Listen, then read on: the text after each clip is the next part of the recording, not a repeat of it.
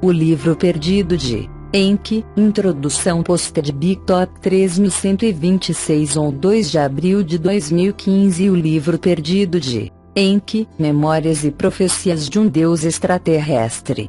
O passado se tornará um nosso futuro.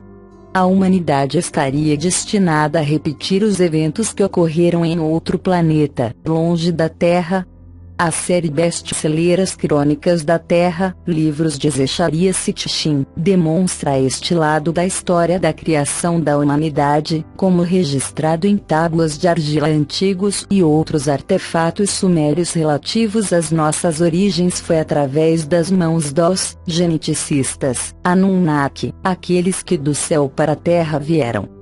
No The Lost Book of Enki, o livro perdido de Enki, podemos ver esta saga de uma perspectiva diferente através deste relato autobiográfico ricamente concebido pelo Sr. Enki, um deus Anunnaki de Nibiru, que conta a história da chegada desses extraterrestres na Terra a partir do planeta Nibiru.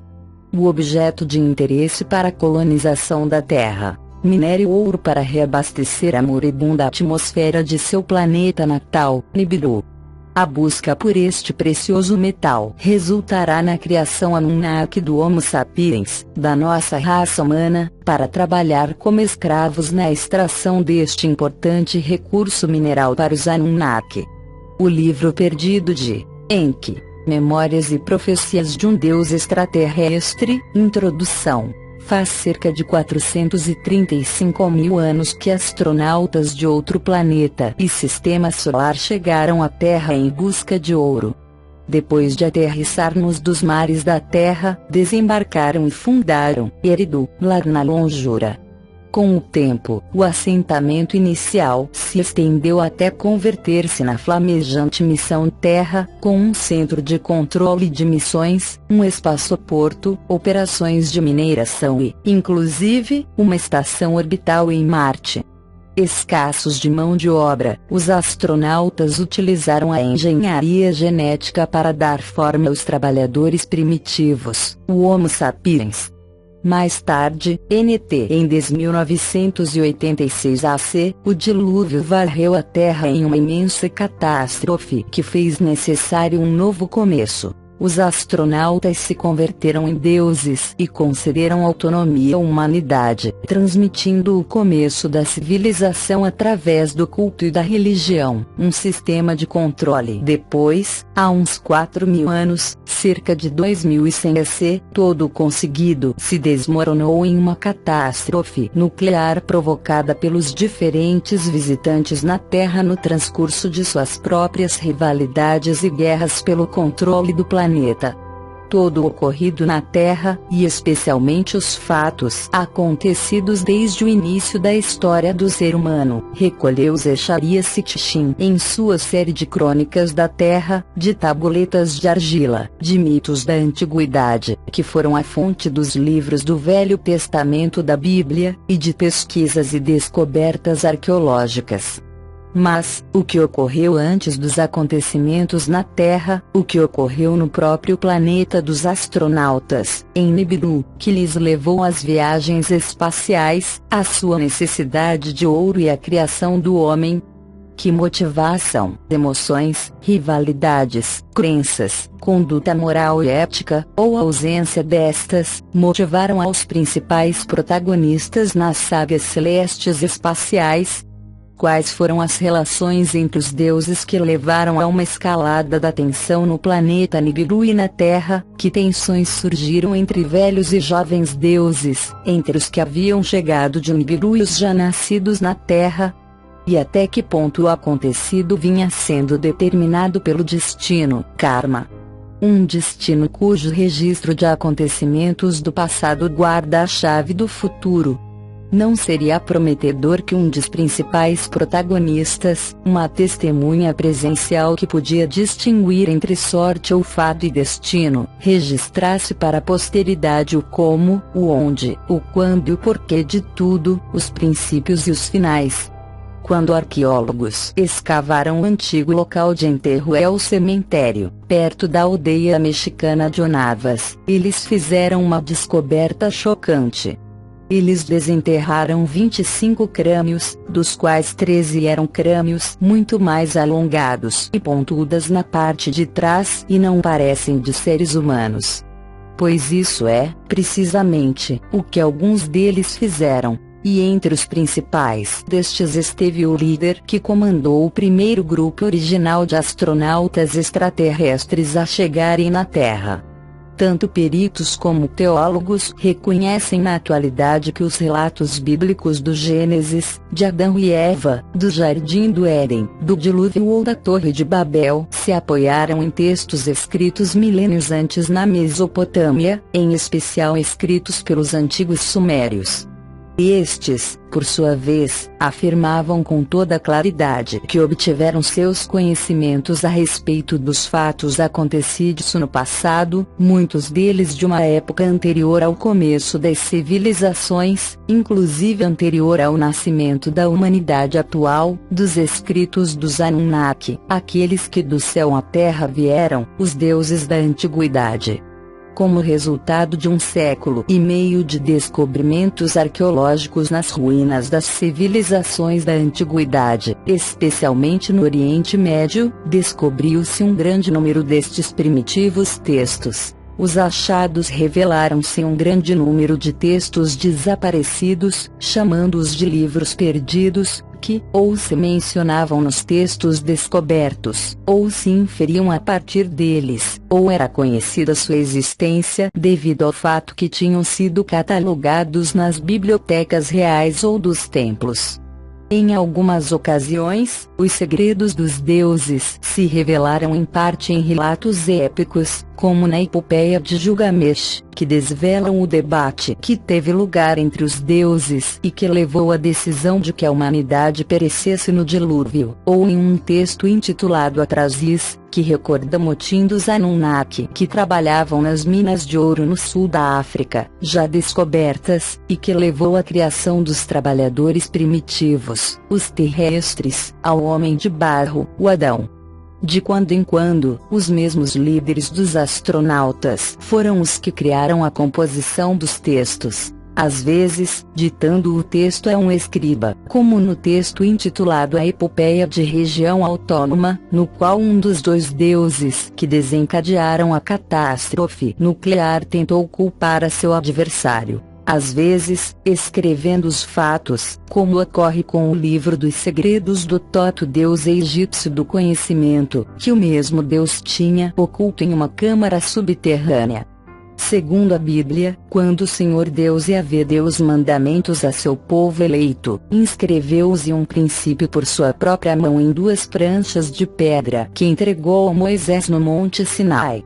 Mas, depois que Moisés arrojou e quebrou estas pranchas como resposta ao incidente do bezerro de ouro efetuado pelo povo eleito, as novas pranchas as inscreveu o mesmo Moisés, por ambos os lados, enquanto permaneceu no monte durante 40 dias e 40 noites, tomando ditado as palavras do Senhor.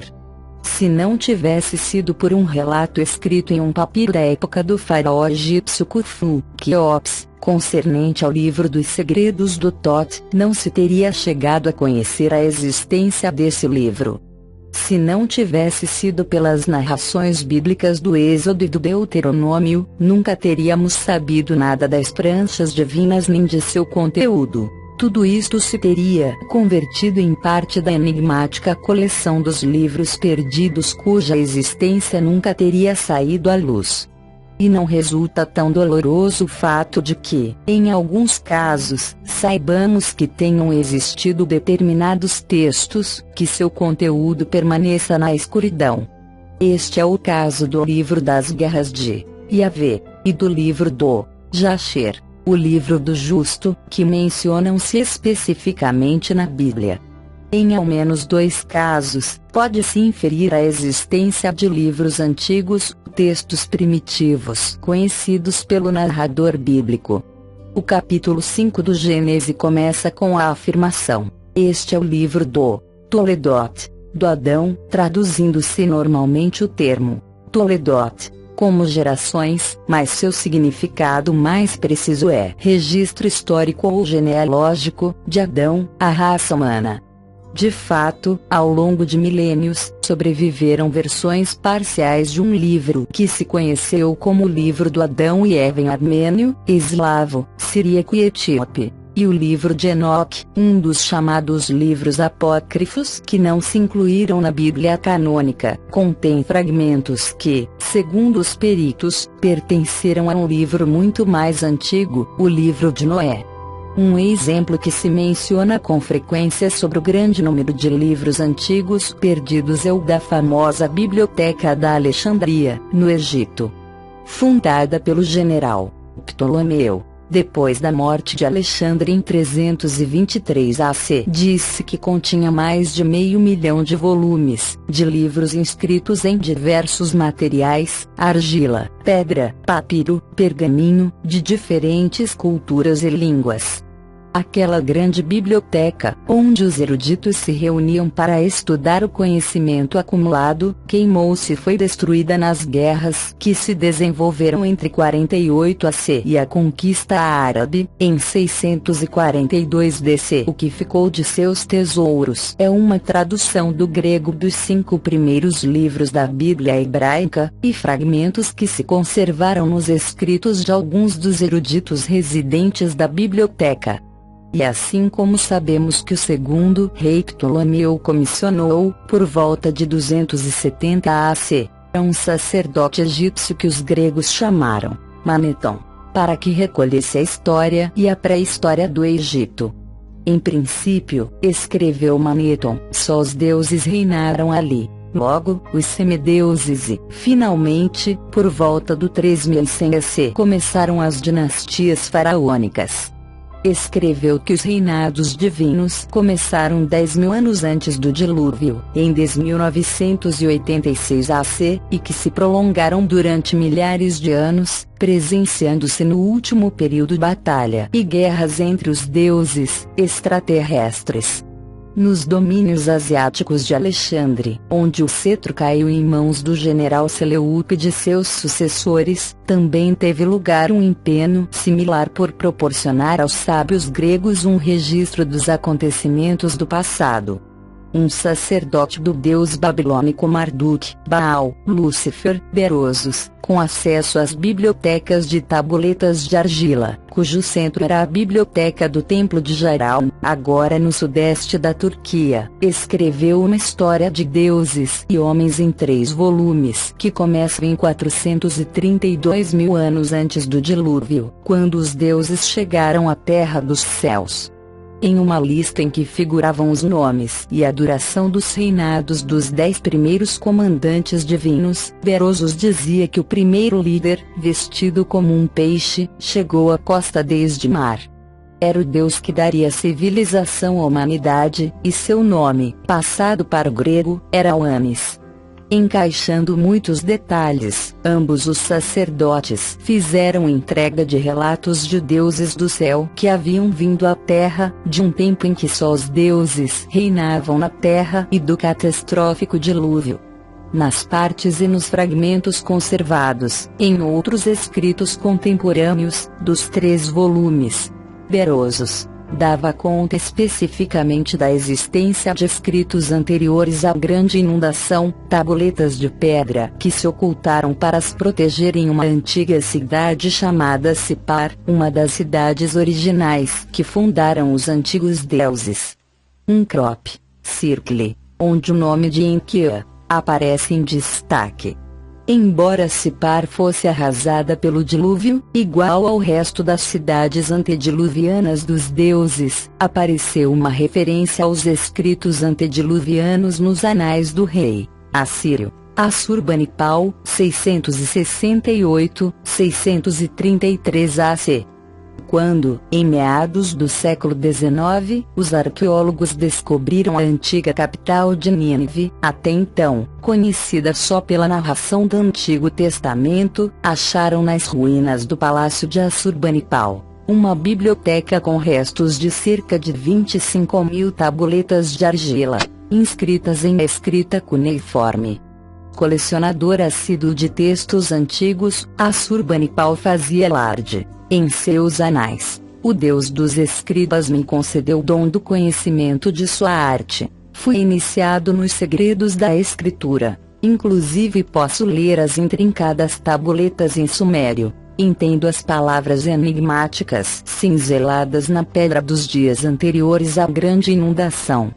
Sabemos agora que a civilização suméria floresceu entre os rios Tigre e Eufrates, no que é agora o Iraque, quase um milênio antes dos inícios da época faraônica no Egito, e que ambas seriam seguidas posteriormente pela civilização do Vale do Rio Indo, no subcontinente índico. Também sabemos agora que os sumérios foram os primeiros em registrar, por escrito, os anais e os relatos de deuses e homens, dos quais todos os outros povos, incluídos os hebreus, obtiveram os relatos da criação, de Adão e Eva, Caim e Abel, o dilúvio e a Torre de Babel, e das guerras e dos amores dos deuses, como se refletiram nas escritas e as lembranças dos gregos, os hititas, os cananeus, os persas e os indo-europeus.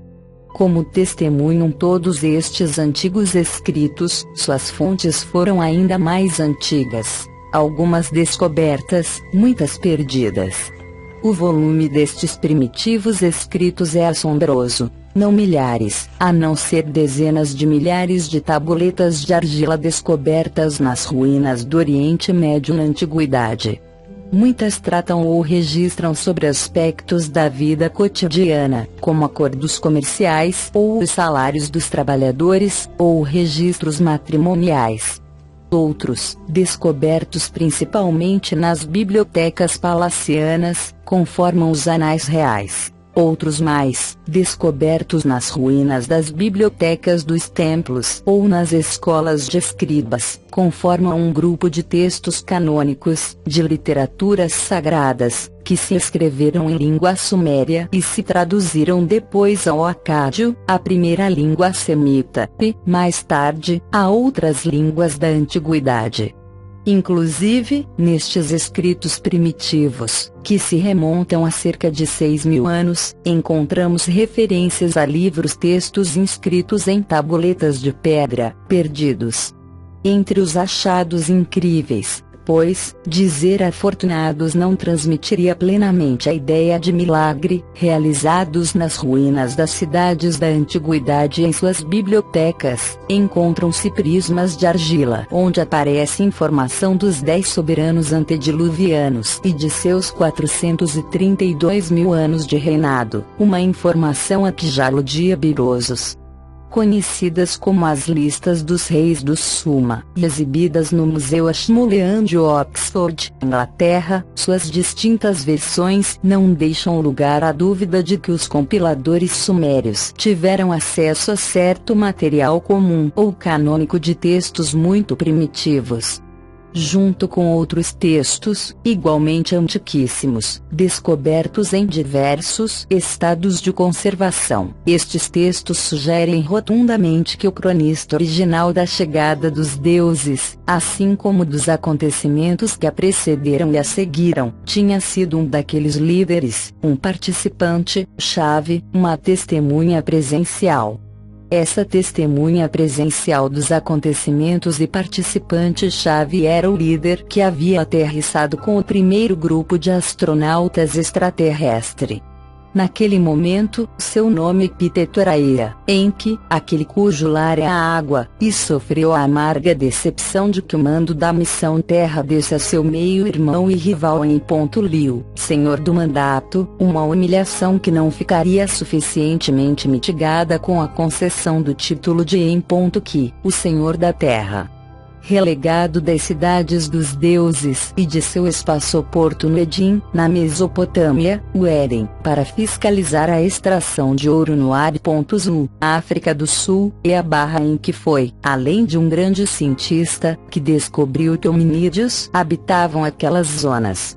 E, deste modo, quando os Anunnakis que mineravam o ouro se amotinaram nas minas e disseram já basta, foi ele quem pensou que a mão de obra que necessitavam se podia conseguir acelerando a evolução daqueles hominídeos por meio da engenharia genética. E assim apareceu o primeiro Adão, literalmente, o da terra, o terrestre. Como híbrido que era, o Adão não podia procriar. Mas os acontecimentos dos que se ecoa o relato bíblico do Adão e Eva no Jardim do Éden dão conta da segunda manipulação genética de Enki, que acrescentou os genes cromossômicos extras necessários para a procriação. E quando a humanidade, ao proliferar por sua própria conta e risco, resultou que não obedeceu ao roteiro que os deuses tinham estabelecido para os seus novos escravos, foi ele, Enki, que desobedeceu ao plano de seu irmão Enlil de deixar que a humanidade perecesse no dilúvio. Os acontecimentos em que o herói humano que se salva recebeu o nome de Noé na Bíblia, Ezi-Uzubra no texto sumério original, mais antigo e diferentes e vários outros nomes em outras culturas antigas espalhadas pelo globo. Enki era o primogênito de Anu, soberano de Nibiru, e como tal estava versado no passado de seu planeta, Nibiru, e de seus habitantes. Cientista competente, Enki legou os aspectos mais importantes dos avançados conhecimentos dos Anunnaki a seus dois filhos, Marduk e Ninshizida, que, como deuses egípcios, eram conhecidos ali como região autônoma e Tot, respectivamente. Mas também jogou um papel fundamental ao compartilhar com a humanidade certos aspectos de tão avançados conhecimentos, ensinando a indivíduos selecionados os segredos dos deuses. Em ao menos duas ocasiões, estes iniciados plasmaram por escrito, tal como se os indicou que fizessem, aqueles ensinos divinos como legado da humanidade. Um deles, chamado Adapa, e provavelmente filho de Enki com uma fêmea humana, é conhecido por ter escrito um livro intitulado Escritos Referentes ao Tempo, um dos livros perdidos mais antigos. O outro, chamado Enmeduranque, foi com toda probabilidade o protótipo do sábio Enoque bíblico, aquele que foi elevado ao céu depois de confiar a seus filhos o livro dos segredos divinos, e do qual possivelmente tenha sobrevivido uma versão no apócrifo livro de Enoque.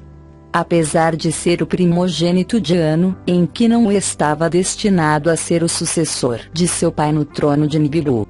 Algumas complexas normas sucessórias, reflexo da convulsiva história dos nibiruanos, dava esse privilégio ao meio-irmão de Enki, Enlil. Em um esforço por resolver este azedo conflito, Enki e Enlil terminaram em uma missão em um planeta estranho, a Terra, cujo ouro necessitavam para criar um escudo que preservasse a, cada vez mais, tênue atmosfera de Nibiru. Foi neste marco, complicado ainda mais com a presença na Terra de sua meio-irmã Ninharsar, a oficial médica-chefe dos Anunnaki, onde Enki decidiu desafiar os planos de Enlil em fazer com que a humanidade perecesse no dilúvio.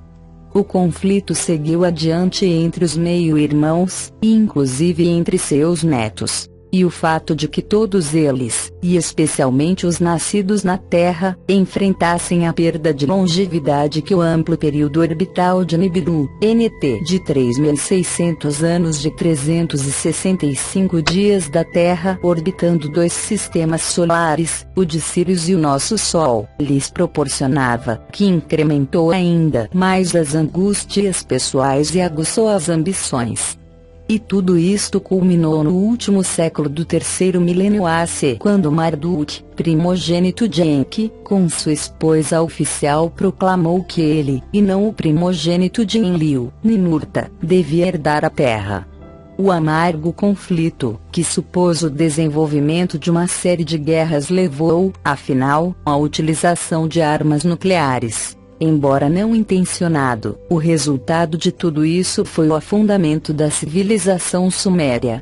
A iniciação de indivíduos escolhidos nos segredos dos deuses marcou o início do sacerdócio, as linhagens de mediadores entre os deuses e o povo, os transmissores da palavra divina aos mortais terrestres. Os oráculos, interpretações dos pronunciamentos divinos, mesclaram-se com a observação dos céus em busca de augúrios. E à medida que a humanidade se viu arrastada a tomar parte nos conflitos dos deuses, a profecia começou a jogar seu papel. De fato, a palavra para designar a estes porta-vozes dos deuses que proclamavam o que ia passar, Nabi, era o epíteto do filho primogênito de Marduk, Nabu, que em nome de seu pai exilado, tentou convencer a humanidade de que os signos celestes indicavam a iminente supremacia de Marduk. Este estado de coisas levou à necessidade de diferenciar entre sorte e destino. As promulgações de Enlil, e às vezes inclusive de Anu, que sempre tinham sido indisputáveis, viam-se sujeitas agora ao exame da diferença entre o destino, como as órbitas planetárias, cujo curso está determinado e não se pode modificar, e Nan.tar, literalmente, o destino que pode ser torcido, quebrado, trocado, que era sorte ou fado.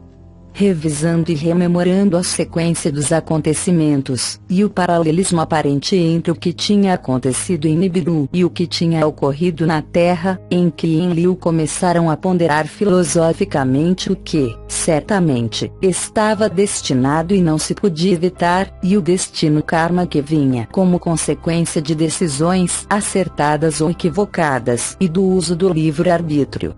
Estas não se podiam predizer, enquanto que as primeiras se podiam antecipar, especialmente, se eram cíclicas, como as órbitas planetárias. Se o que foi voltaria a ser, se o primeiro também seria o último. As consequências climáticas da desolação nuclear aguçaram o exame de consciência entre os líderes dos Anunnaki e levaram à necessidade de explicar as devastadas massas humanas por que tinha ocorrido aquilo. Tinha sido coisa do destino, ou tinha sido o resultado de um engano dos Anunnaki? Havia alguém responsável, alguém que tivesse que prestar contas? Nas reuniões dos Anunnaki nas vésperas da calamidade, foi Enki o único que se opôs à utilização das armas proibidas. Desde aí a importância que teve para Enki explicar aos sobreviventes o que tinha acontecido na saga dos extraterrestres que, apesar de suas boas intenções, tinham terminado sendo tão destruidores. E quem, a não ser Ea-Enki, que tinha sido o primeiro a chegar e presenciar tudo, e que criou o Homem de Barro, era o mais qualificado para relatar o passado, com o fim de poder adivinhar o futuro. E a melhor forma de relatar tudo era em um relatório, escrito em primeira pessoa pelo mesmo Enki. É certo que se fez em uma autobiografia, por isso se deduz de um comprido texto, pois se estende ao menos em 12 tabuletas, descoberto na biblioteca de Nippur, onde se cita Enki dizendo: "Quando cheguei à terra, havia muito alagado. Quando cheguei às suas verdes pradarias, montículos e colinas, se levantaram as minhas ordens. Em um lugar puro construí meu lar, um nome adequado lhe dava." Este comprido texto continua dizendo que Ea-Enki atribuiu tarefas a seus lugar-tenentes, pondo em sua marcha a missão na Terra. Outros muitos textos, que relatam diversos aspectos do papel de Enki nos acontecimentos que seguiram servem para completar o relato de Enki. Entre eles há uma cosmogônia, uma epopeia da criação na Terra, em cujo núcleo se acha o próprio texto de Enki, que os peritos chamam a Gênese do Eridu. Neles, incluem-se descrições detalhadas do desenho de Adão, e contam como outros Anunnaki, Varão e Fêmea, chegaram até Enki em sua cidade de Eridu para obter dele uma espécie de disco de dados onde se achavam codificados todos os aspectos da civilização. E também há textos da vida privada e dos problemas pessoais de Enki, como o relato de suas intenções para conseguir ter um filho com sua meio-irmã Ninhursag, suas promíscuas relações tanto com deusas como com as filhas do homem e as imprevistas consequências que se derivaram de tudo isso. O texto do Atrasis joga luz sobre os esforços de Anu por acautelar um estado das rivalidades entre Enki e Enlil ao dividir os domínios da Terra entre eles. e os textos que registram os acontecimentos que precederam ao dilúvio refletem quase palavra por palavra os debates do Conselho dos Deuses sobre a sorte da humanidade e o subterfúgio de Enki, conhecido como relato de Noé e a Arca, relato conhecido só pela Bíblia, até que se encontrou uma de suas versões originais mesopotâmicas nas tabuletas da Epopeia de Gilgamesh. As tabuletas de argila sumérias ecádias, as bibliotecas dos templos babilônicos e assírios, os mitos egípcios, hititas e cananeus, e as narrações bíblicas formam o corpo principal de memórias escritas dos assuntos de deuses e homens. Acima, a região da Mesopotâmia e assinaladas as cidades criadas pelos deuses de Nibiru, os Anunnaki e Nepilins. O Jardim do Éden extraterrestre, entre os rios Tigre e Eufrates, onde hoje é o Iraque o local da criação do homem por Ea/Enki. E pela primeira vez na história, este material disperso e fragmentado foi reunido e utilizado, na mão de Zecharia Sitchin, para recriar o relato presencial de Enki, as lembranças autobiográficas e as penetrantes profecias de um deus extraterrestre. Apresentado como um texto que Enki tivesse ditado a um escriba escolhido, um livro testemunho, para ser descoberto no momento apropriado, traz para a mente as instruções de Yahvé ao profeta Isaías, século VII AC. Agora vem, escreve-o em uma tabuleta selada, grava-o como um livro, para que seja um testemunho até o último dia, um testemunho para sempre. Isaías 30,8. Ao tratar do passado, o mesmo em que percebeu o futuro. A ideia de que os Anunnaki, exercitando o livre-arbítrio, eram senhores de sua sorte, assim como da sorte da humanidade, desembocou, em última instância, na constatação de que se tratava de um destino que, depois de todo dito e feito, determinava o curso dos acontecimentos. E, portanto, como reconheceram os profetas hebreus, o primeiro será o último. O registro dos acontecimentos ditado por Enki se converte, assim, no fundamento da profecia, e o passado se converte em futuro e ambos se encontram no agora, neste exato momento em que você está lendo estas palavras. Publicado originalmente em janeiro de 2014.